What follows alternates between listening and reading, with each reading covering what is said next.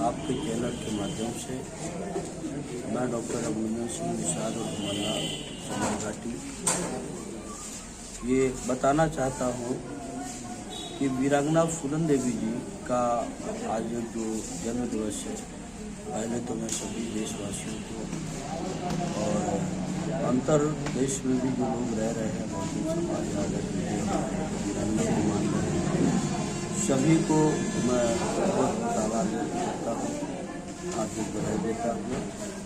साथियों, जैसा कि आपका सवाल हमारे बीच आया है कि कौन सी जरूरत पड़ी जो आप वहाँ से छोड़ करके यहाँ तक आए, और वीरांगना जी तो इस दुनिया में नहीं है, तो जब वो नहीं है तो फिर आपको जरूरत क्या पड़ती है? ये एक बहुत अच्छा सवाल है। जो वीरांगना जी की लड़ाई थी वो उनकी कोई व्यक्तिगत अपनी लड़ाई नहीं थी, उनकी जो अपनी लड़ाई थी वो तो निपटारा कर ही चुकी थी।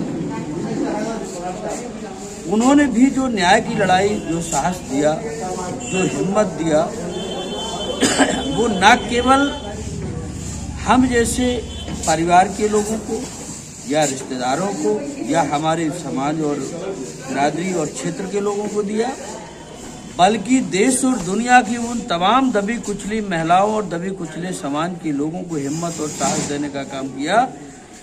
जैसे उनको जिस शब्दों से नवाजा गया है, विश्व की चौथी विद्रोही महिला, भारत की पहली सशक्त महिला, इस महिला को जब इतना बड़े उससे नवाजा गया तो जो ताकत और जो साहस उसके अंदर था वीरांगना जी के, वो आज की डेट में हमारे सभी मूल्यवासी, बहुजन, आदिवासी और सभी महिलाओं के पास होना चाहिए। क्योंकि अभी आपको एक उदाहरण देते हैं, कानपुर जनपद पड़ता है जहां पर कभी दुबे का मर्डर हुआ, उनके पूरे परिवार को मारा गया, सरकार ने मारा क्योंकि उन्होंने कुछ पुलिस वालों को मार दिया था। तो उनकी पत्नी का बयान था, मैं आपको बता रहा हूं, उनकी पत्नी कह रही थी कि अगर नहीं मानी सरकार तो मुझे फूलन का बनना पड़ेगा, मैं फूलन इख्तियार हो जाऊंगी, फूलन बन जाऊंगी। मतलब फूलन एक आज की डेट में विचारधारा और क्रांति है। फूलन को दबाने की कोई अब कोई ऐसी वो नहीं है, महिला नहीं बची, वो महिला नहीं रही है, वो एक सांसद अकेले नहीं है, फूलन किसी की बेटी अकेले नहीं है, फूलन किसी के घर में जन्मी हुई एक अकेले माता पिता की संतान नहीं है। आज हम सभी लोगों की एक धरोहर है, हम सभी लोगों की जिम्मेदारी है, हम सभी लोगों की उनके विचारों को आगे ले जाने के लिए हिम्मत और साथ जो बढ़ा है। यहाँ गाजीपुर क्या, अगर मुझे देश के किसी कोने में भी जाना पड़ेगा तो मैं वहाँ भी जाऊँगा जहाँ पर गोलियाँ बराबर बरस नहीं हो, क्योंकि गोलियाँ उनकी इतनी बरसी हैं, जब मैं पैदा हुआ हूँ तो उनकी गोलियों की आवाज़ हमारे कानों में यूं ही गूंजती है। तो डर तो हमको किसी चीज़ का नहीं है।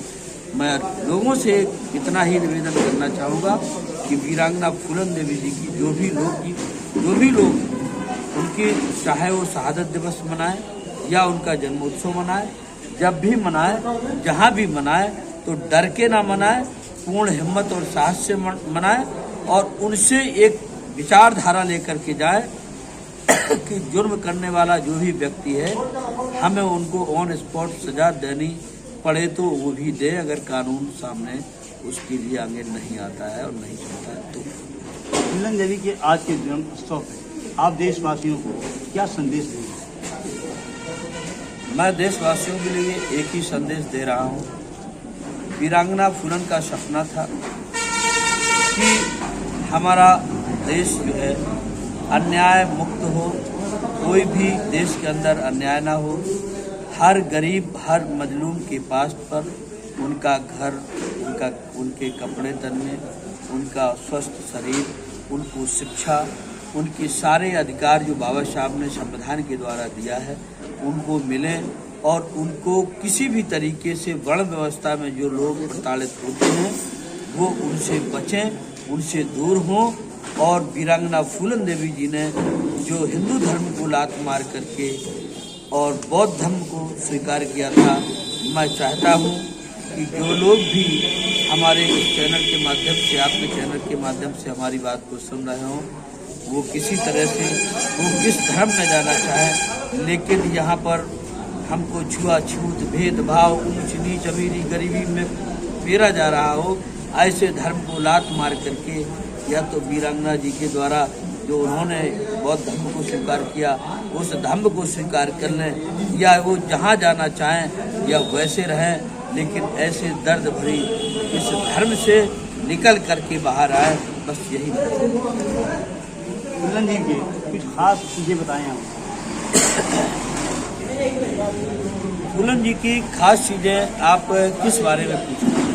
जैसे वो जब जाती थी डकैती डालने की उस समय, देखिएगा, फूलन की खास बात तो ये होती थी कि फूलन जी कभी जब डकैती डालने जाती थी तो किसी के कहने पर किसी के घर में डकैती नहीं डालती थी। वो जब डकैती डालने जाती थी तो किसी व्यक्ति ने कहा कि वो व्यक्ति समाज का उत्पीड़न करता है, उसके पास बहुत धन, उसके यहाँ से डकैती डाली जा सकती है और उसका धन हमारे गैंग को चलाने के लिए, हमारे बागियों के लिए पर्याप्त धन हो जाएगा, महीना 2 महीने के खर्चा में आएगा, वहाँ चलिएगा। तो फूलन उसको अच्छी तरीके से पहले अपनी सिक्योरिटी लगाती थी, जिसे इंटेलिजेंट ब्यूरो कह लीजिएगा, और अपने वहाँ को भेजती थी। ये जानकारी करती थी कि रिपोर्ट जिसने दी है, जिन लोगों ने बताया कि वहाँ डकैती डालना उचित होगा, क्या वो वाकई डकैती डालने के लायक है या नहीं है। अगर वो डालने के लायक है और वो गरीब नहीं है, उत्पीड़न नहीं किया है किसी समाज का, तो उसका डकैती नहीं डालनी है। अगर उसने उत्पीड़न किया है, गरीब ना होके बहुत बड़ा अमीर हो गया है, समाज के साथ रात दिन अन्याय करता है, उसके आप फिर वो पहले तो चिट्ठी भेजती थी, कहती थी कि अभी तक जो आपने किया है वो कार्य आप बंद कर दो। अगर आपने ये काम बंद नहीं किया तो मजबूरी में हमें आपको अपना जजमेंट सुनाना पड़ेगा। वो जजमेंट कुछ भी हो सकता है। उसके बाद ही फूलन अगले चौथे 10, 15 जब भी उनको महीना 2 महीने में जब भी समय मिलता था, जब उसके यहाँ सूचना देने के बाद उसके बाद फूलन उनके यहाँ जाकर के दिन में डकैती डालती, दिन में डालती, दिन में डालती थी। सही बात है। ये बताइए कि दिन में डालते समय जो महिलाएं होती थी उस समय उनके साथ क्या व्यवहार होता? फूलन जब डकैती डालती थी तो फूलन को तो छोड़ ही दीजिएगा, फूलन के एक अपने सिद्धांत होते थे। फूलन ही एक उनकी विचारधारा थी, अपनी विचारधारा थी, अपनी सोच थी। जहाँ पर IAS, IPS, PCS या बहुत बड़ा योग्य पुरुष जो अपने आप को मानता हो, उनकी सोच जहाँ से खत्म होती है उसके आगे वीरांगना जी की सोच शुरू होती थी। तो उनका कहना होता था कि किसी भी बहन बेटी को टच नहीं करेगा कोई भी बंदा, ना ही उसको मारेगा पीटेगा, ना ही उनके गले में, उनके शरीर में कोई भी कितना भी जेवर पहना हुआ हो, उस जेवर को किसी भी तरीके से उतारना नहीं है, किसी भी तरीके से छीनने का काम नहीं करना है। हमको उनके घर में रखा हुआ दबा हुआ जेवर वो सब निकालना है, वो मुखिया से हम निकलवा लेंगे, ये हमारी अपनी जिम्मेदारी है। फूलन देवी के पास उसके ऊपर नजरें बहुत कम होने की वजह से कैसा फूलन देवी को बढ़ा चढ़ाकर अखबार में, मीडिया में बताया गया, हाँ, लेकिन हत्याएं काफ़ी की। हाँ, उन हत्याओं का दर्ज न होने का कारण क्या है? देखिएगा, पहले तो हम ये कहेंगे कि हत्या होना और हत्या भी हुई है और नहीं भी हुई है। जैसे आज की डेट में पहले कभी वध हुआ करती थी, लेकिन कभी किसी ने उसको हत्या का नाम नहीं दिया। आज की डेट में इनकाउंटर, उसी वध को इनकाउंटर कहा जाता है, पुलिस की रिपोर्ट, सरकार की रिपोर्ट, लेकिन उसको हत्या नहीं मानते हैं। शायद उस समय पुलिस ने ऐसा माना होगा कि ये वध करने के लायक और इनकाउंटर करने के लायक ही लोग थे जिन्हें फूलन ने मारा है, इसलिए उनका कोई भी रिकॉर्ड दर्ज नहीं किया गया होगा। फूलन को आगे बढ़ाने में किनका अधिक सहयोग?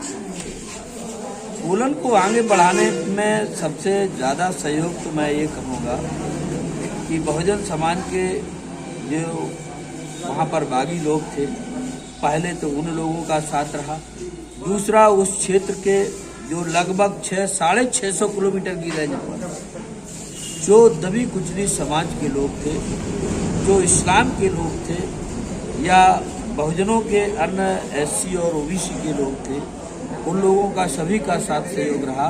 इसके अलावा मानवर कांसीराम साहब का बहुत बड़ा सहयोग रहा और उनसे हट करके उसके बाद जब राजनीति में ऊपर पहुंचाने का काम किया वो उस समय माननीय मुलायम सिंह यादव जी का भी हाथ रहा, जो आज की डेट में अखिलेश जी उसको उसकी धज्जियां उड़ा रहे हैं, मैं ऐसा कह सकता हूं। अखिलेश जी माननीय जो मुलायम सिंह यादव जी की जो विचारधारा थी, ये सोच थी, उससे बिल्कुल अलग हो गए हैं। लिहाजा वीरांगना फूलन देवी जी को के लिए वो कुछ सोच रखते हैं, मुझे नहीं लगता है कि उनके अंदर कुछ ऐसा हो। उनको क्या मुस्लिम नेताओं का भी कोई सहयोग मिला है? आपने बहुत अच्छा सवाल किया। मुस्किम बाबा नाम से एक दस्यु हुआ करते थे। मुस्किम बाबा और मुस्लिम बाबा दो भाई हुआ, सगे भाई हुआ।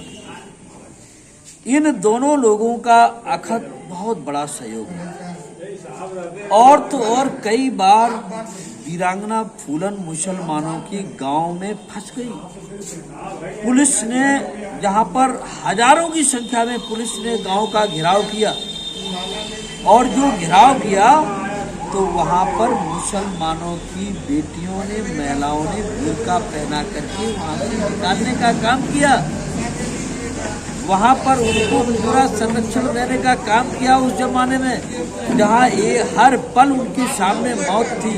वीरांगना फूलन के लिए हर क्षण, हर पल, हर घंटे, हर दिन सामने गोली की गड़गड़ाहट हुआ करती थी, लेकिन फूलन कभी गड़गड़ाहट और गोली की उससे डरी नहीं, दबी नहीं, झुकी नहीं। और इस्लाम के लोगों को मैं सैल्यूट करता हूँ कि उन लोगों ने जो है तहे दिल से उनका साथ दिया और वहाँ तक ही अकेले नहीं दिया, बल्कि जब इस्लाम के लोग जो है, जब हमारी वीरांगना जी जब वहाँ जीत की स्थिति में गए, जब संसद तक पहुँची, संसद तक जाने में भी उनको जो वोट देने का काम बड़े पैमाने में किया, मैं उनको भी सैल्यूट करता हूँ। और जब उनका इंतकाल हो गया, यानी मर्डर हो गया, उसके बाद भी सबसे पहले संपूर्ण भारत में अगर कोई मूर्ति लगाई गई, वीरांगना फूलन की गन वाली मूर्ति लगाई गई, वो इस्लाम के लोगों के द्वारा आपके इसी जनपद में, आपके नजदीक में, उस कस्बे का क्या नाम में सुना गया था? महाराजगंज में जो अभी मैं सुबह गया था, उनके यहाँ जो मूर्ति लगाई है वो इस्लाम के लोगों ने ही लगाई। मैं कैसे कहूँ इस्लाम के लोगों ने, हमारे बीच पे नफरत हो, हिंदू और मुसलमान पे नफरत हो, बैकवर्ड और एससी के नाम पर नफरत हो, ऐसा 1% नहीं। उन्होंने एक अच्छे मजलूम और मजलूम और गरीबों की लड़ाई लड़ने वाले जो भी व्यक्ति रहा हो, चाहे वो महिला रही हो या पुरुष रही हो, उन लोगों को सभी का साथ दिया। मैं उनको सैल्यूट करता हूँ, सभी इस्लाम बंधुओं।